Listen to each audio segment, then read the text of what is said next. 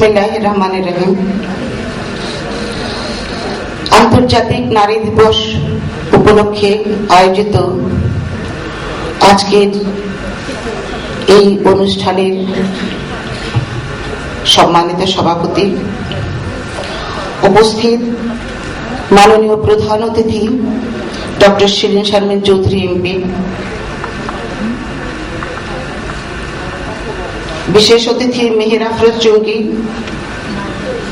এবং আজকের যে মূল বিষয়বস্তু আন্তর্জাতিক নারী দিবসের স্লোগান বা মূল প্রতিপাদ্য বিষয়, সেটি হচ্ছে শিক্ষা, প্রশিক্ষণ, বিজ্ঞান ও প্রযুক্তিতে সমসুযোগ নিশ্চিত করবে নারীর কর্মসংস্থান এবং উন্নয়ন। এখানে বরেণ্য নারী ব্যক্তিত্ব যারা উপস্থিত রয়েছেন, যারা মূল প্রবন্ধ পাঠ করেছেন, তারা হলেন রাশেদা কে চৌধুরী, জনাব মোহাম্মদ মাহফুজুর রহমান, ডক্টর আবুল হোসেন, এবং যারা নির্ধারিত আলোচনায় অংশগ্রহণ করেছেন আমি সহ আয়েশা খানম, সভাপতি বাংলাদেশ মহিলা পরিষদ, জনাব রঞ্জন কর্মকার, নির্বাহী পরিচালক স্টেট টুয়ার্ডস ডেভেলপমেন্ট জনাব Navid Chowdhury, social development adviser UK, Fazilatunnesa Indira, মহিলা বিষয়ক সম্পাদক, বাংলাদেশ আওয়ামী লীগ কার্যনির্বাহী কমিটির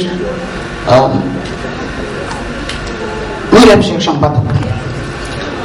আজকে যারা উপস্থিত আছেন, আমার অত্যন্ত ভালো লাগছে যে আমাদের এই আলোচনায় আমরা কিছু আমাদের ভাইদেরও দেখতে পাচ্ছি, যাদের আমাদের অনেক বেশি প্রয়োজন আমাদের সমস্যা, সম্ভাবনা এবং সমস্যার পথে সমাধানের জন্য, যাদের আন্তরিকতা আমাদের ভবিষ্যৎ পথের পাথেয় হয়ে থাকবে। একটা কথা আছে, আল্লাহ তাআলা মানুষকে সৃষ্টির শ্রেষ্ঠ জীব করে বানিয়েছেন, আশরাফুল মাখলুকাত করে বানিয়েছেন, মানুষকে পাঠিয়েছেন পৃথিবীতে। আমি মনে করি যে সেরা সৃষ্টি মানুষ, তারও সেরা নারী আমার দৃষ্টিতে, আমার চিন্তায়। কেননা নারী পারে একটা সন্তানকে জন্ম দিতে, নারী পারে। যদিও নারী পুরুষের যৌথ উদ্যোগে আমাদের সমাজ সভ্যতা এগিয়ে চলে, সৃষ্টির রহস্য এর মধ্যে নিহিত রয়েছে, তো তারপরেও আমি নারীকে একটু বেশি এগিয়ে রাখতে চাই। কারণ সন্তান জন্ম দেওয়ার সেই ক্ষমতা বিধাতা নারীকে দিয়েছেন। সন্তান লালন পালনের সেই গুরুদায়িত্ব অত্যন্ত ছোটবেলা একজন সন্তানকে, নারী শিশু সন্তানটিকে আস্তে আস্তে ধীরে ধীরে বড় করে একটা নারীর দায়িত্ব। তেমনি করে বিজ্ঞান ও প্রযুক্তির ক্ষেত্রে বলেন, আজকে যে কথাটা বলেছে, বিজ্ঞান ও প্রযুক্তি সৃষ্টি করতে পারবে নারীর সম সুযোগ সৃষ্টি করতে পারবে কর্মসংস্থান এবং নারী উন্নয়নের।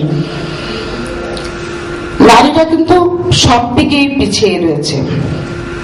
আমাদের বাংলাদেশে বর্তমান সরকারের আমলে, আমাদের মাননীয় প্রধানমন্ত্রীর আমলে, বর্তমানকালে এবং 96তে যখন আমাদের মাননীয় প্রধানমন্ত্রী, গণপ্রজাতন্ত্রী বাংলাদেশ সরকারের মাননীয় প্রধানমন্ত্রী জননেত্রী শেখ হাসিনা ক্ষমতায় ছিলেন, তখনই কিন্তু নারী উন্নয়নের, নারীর ক্ষমতায়নের বেশ কিছু ব্যবস্থা উনি গ্রহণ করেছিলেন।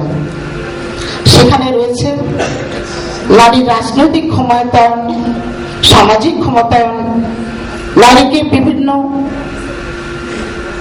কর্মকাণ্ডে সম্পৃক্ত করা, সরকারি বেসরকারি বিভিন্ন খানে। তবে আমরা কখনো আগে দেখিনি একজন সচিবকে নারী রূপে, আমরা দেখিনি। আমরা একজন বিচারপতি নারী দেখিনি, আমরা একজন বিমান পরিচালক নারী দেখিনি। আমরা আজকে প্রতিটি ক্ষেত্রে নারীকে উন্নয়নের জন্য অনগ্রসর যে অংশটুকুন, আমাদের সমাজের যে অংশটুকুন, তাকে এগিয়ে নিয়ে আসার জন্য, তাকে রাজনৈতিকভাবে ক্ষমতায়ন করার পাশাপাশি সমাজের প্রত্যেকটা স্তরে ক্ষমতায়ন করার জন্য আমাদের এই প্রধানমন্ত্রী, নারী বান্ধব সরকারের প্রধানমন্ত্রী কাজ করে যাচ্ছেন। আমরা 96-তে দেখেছি ইউনিয়ন পরিষদ নির্বাচন, পৌর নির্বাচন, সরাসরি নির্বাচন। নারীর মধ্যে তার নিজের সম্বন্ধে, নিজের যোগ্যতা সম্বন্ধে তাকে জ্ঞাত করার জন্য, সেলফ কনফিডেন্সটাকে ডেভেলপ করার জন্য তিনি এই বিষয়গুলো গ্রহণ করেছিলেন এবং তাতে শতকরা 100% সফল হয়েছিলেন। বর্তমান সরকারের এই জাতীয় যে নির্বাচন হয়েছে, ক্ষমতা গ্রহণের আগে জাতীয় যে নির্বাচনে অংশগ্রহণ করেছিলেন, সেখানে জাতীয় নির্বাচনে আমাদের নারীদের প্রত্যেকটি দলের চাইতে বেশি নমিনেশন কিন্তু এখান থেকে আমাদের দল থেকে দেওয়া হয়েছিল, আমাদের মাননীয় প্রধানমন্ত্রী দিয়েছিলেন। এবং সেখানে 5 জন মন্ত্রী রয়েছেন মহিলা, এবং তারা অত্যন্ত যোগ্যতা এবং দক্ষতার সঙ্গে তাদের কাজ করে যাচ্ছে, পাশাপাশি পুরুষের কাছে কাছে। এবং মন্ত্রণালয়গুলো কিন্তু অত্যন্ত গুরুত্বপূর্ণ মন্ত্রণালয়ের তারা আছেন। আপনারা নিশ্চয়ই এক বাক্যে আমার সঙ্গে এই কথাটা স্বীকার করবেন, একমত হবেন। আজকে যিনি মঞ্চে বসে আছেন, মহিলা শিশু বিষয়ক মন্ত্রণালয়ের মাননীয় প্রতিমন্ত্রী, তিনি তার কাজের বাইরেও আরো কত কিছু, কতখানি কাজ বাড়িয়ে করলে, কত গভীরে গেলে একটি নারীর সমস্যা তিনি নিরূপণ করতে পারবেন এবং তার আলোকে তাকে কি ব্যবস্থা গ্রহণ করতে হবে আমি তাকে দেখেছি, কাজ থেকে দেখেছি।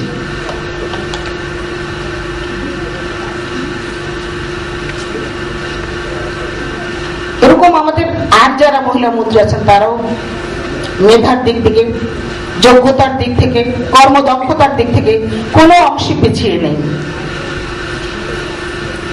আমাদের নারীদেরকে আমি একটা অংশের দিকে যাচ্ছি, যদিও আমি দুঃখিত, আমি সবার পরে এসেছি।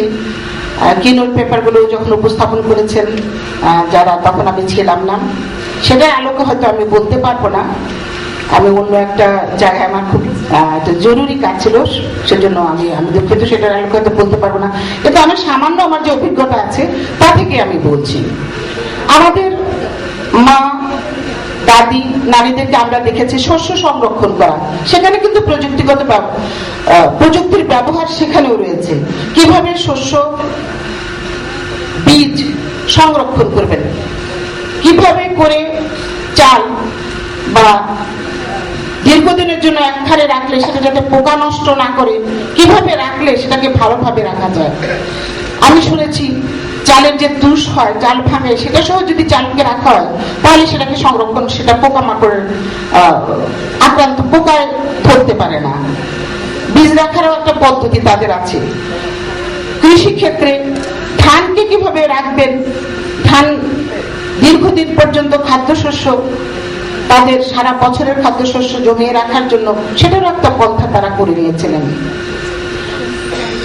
এভাবে করে নারী কিন্তু তার কারণে, তার কাজের কারণে, তার প্রয়োজনে প্রযুক্তিকে ব্যবহার করে আসছে। বিজ্ঞানের জটিল বিষয়গুলো পড়ালেখার মাধ্যমে না হলেও ধীরে ধীরে তার কাজের মাধ্যমে, কাজের প্রয়োজনে তাকে বের করে নিতে হয়েছে। নারীর মেধায়, মননে, চিন্তায়, চেতনায় কোনো দিকে একজন পুরুষ মানুষের চাইতে কম না। শুধু হচ্ছে সুযোগ বঞ্চিত নারী।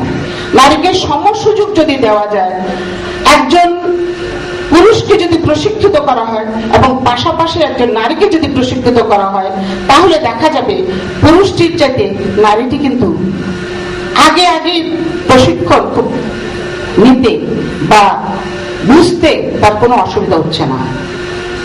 শারীরিক শক্তিতে হয়তো বা নারী কম ক্ষমতাপন্ন, কম শারীরিক শক্তিতে পুরুষের চাইতে তার শক্তি সবল কম হতে পারে, কিন্তু বুদ্ধিতে, বিবেচনা, চিন্তা চেতনায় কখনো নারী পিছিয়ে নেই। অতএব সেটা শিক্ষায় হোক, অন্য বিষয়ে হোক, বিজ্ঞানে হোক, প্রযুক্তিতে হোক, সব জায়গায় কিন্তু নারী তার অবস্থান করে নিতে হবে যদি তাকে সমান সুযোগ প্রদান করা হয়। নারী বিজ্ঞানী আছে, আমরা দেখেছি, আমরা পড়েছি বিদেশের বিভিন্ন জায়গায়, সেই নভোচারী যদি নারী হতে পারে, সেই মাদাম কুরি যদি নারী হতে পারে নোবেল বিজয়ী, সেরকম আমাদের দেশেও বহু নারী, এই যে অতি সম্প্রতি পাটের যে জিনোম সিকোয়েন্স আবিষ্কৃত হয়েছে, সেটার যে ঢাকা বিশ্ববিদ্যালয়ের যে শিক্ষক মানে প্রফেসর ছিলেন ডক্টর হাসিনা খান, তার নেতৃত্বে এই গবেষণাটা হয়েছে।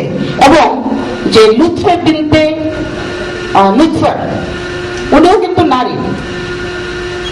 এই যে গবেষণা ধর্মী কাজগুলো, সেটাও অত্যন্ত নারী কিন্তু বিধাতার সৃষ্টি হিসাবে নারীর ধীর স্থির এবং বুদ্ধিমতী, তাই এসব কাজগুলি বরং নারীকে দিয়ে আরো ভালো হয়। কিন্তু আমরা কখনো নারীর নামটি আগে দেখতে পাইনি, সেখানে আমাদের আন্দোলন সংগ্রাম করে যেতে হয়েছে। নারী যে একটা মানুষ, যে তার মানুষ হিউম্যান রাইটসটা, আমরা যে নারী আলাদা করে বলা হচ্ছে নারী এবং পুরুষ, এই যে ডিসক্রিমিনেশনটা করা হচ্ছে, সেখানে মানুষ হিসাবে প্রতিষ্ঠিত করার জন্য আমাদের অধিকারকে, নারীর অধিকারকে আমাদের এখন আন্দোলন করতে হচ্ছে। এটা অত্যন্ত দুঃখের বিষয়। আমাদেরকে আন্দোলন করে বলতে হচ্ছে যে আমরা কিন্তু মানুষ। সেই জন্য কোনো প্রতিবন্ধকতা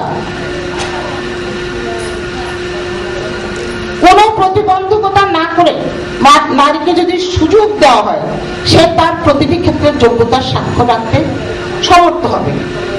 আমরা দেখতে পাচ্ছি যে নারী আইটি সেক্টরে বেশ ভালো করছেন, নারীকে এখানে কাজে লাগানো যেতে পারে। আণবিক শক্তি কমিউনিকেশনে নারীকে কাজে লাগানো যেতে পারে, টেলিকমিউনিকেশনে নারীকে কাজে লাগানো যেতে পারে। আমাদেরকে মাইক্রোসফট সফটওয়্যার তৈরিতে নারীকে কাজে লাগানো যেতে পারে, প্লাস্টিক শিল্পে নারীকে, বিভিন্ন ক্ষেত্রে সিরামিক শিল্পে নারীকে কাজে লাগানো যেতে পারে। নারী প্রশিক্ষিত হয়ে তার সেই প্রশিক্ষণ লব্ধ জ্ঞান যদি কাজে লাগাতে পারে, নারী যেমন একটা মেয়ে বিয়ে হয়ে গেলে কিন্তু প্রশিক্ষণ প্রাপ্ত মেয়ে, তিনি প্রশিক্ষণ নিয়েছেন, ভালো করেছেন, তিনি কোথাও কাজ করবেন, সেই মুহূর্তে তার পরিবার থেকে বাধা আসতে পারে, যার জন্য নারীদের কাজ করতে অসুবিধা হয়। সেভাবে যদি নারী তার জ্ঞান, প্রশিক্ষণ লব্ধ জ্ঞানটা কাজে লাগাতে পারেন, তাহলেই তার কর্মসংস্থান যেমন হবে, তার আয়ের ব্যবস্থা হবে, ক্ষমতায়ন হবে। যে নারী আয় করে না, তার সমাজের কাছে কোনো দাম থাকে না, সংসারে কোনো দাম থাকে না, তাকে মানুষ হিসেবে মর্যাদা কেউ দেয় না। অনেকক্ষণ হয়ে গেছে, আপনারা দীর্ঘক্ষণ ধরে বক্তৃতা শুনছেন। তো আমি একটি কথা বলবো, নজরুলের একটি কবিতা,